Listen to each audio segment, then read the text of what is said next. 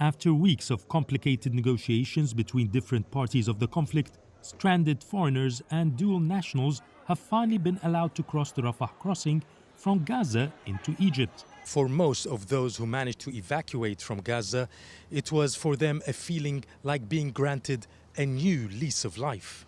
CGTN met with Rasha Mahmoud, a Finnish Palestinian dual national who got caught up in the conflict in Gaza. أنا عايشة بفنلندا. I live and am married in Finland. It was the first time my children visited Gaza to see their grandparents. But unluckily, the war broke out, and it was a shock. It wasn't even a war, it's a genocide. Children are being killed in front of us, and my kids had a breakdown. Palestinian authorities say over 8,000 people have died so far in Gaza, but Russia rejects Israel's claims that the offensive is in self-defense against militants.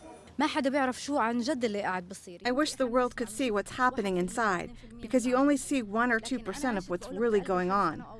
This war does not target Hamas, as they say. It targets the civilians, the Palestinian people. هي مستهدفة المدنيين.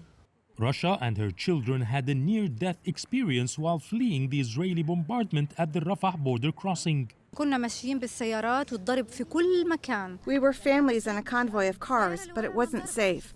The car behind us exploded. I saw their bodies fly in front of me. A split second earlier, and it would have been us.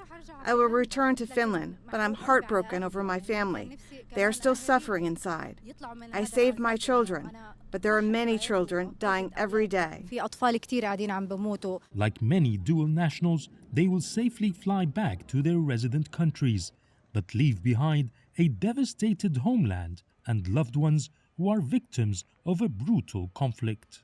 According to Egyptian officials, there are about 7,000 foreigners from 60 nationalities stranded in Gaza and who will be evacuated through the Rafah border crossing in the next few days or even weeks.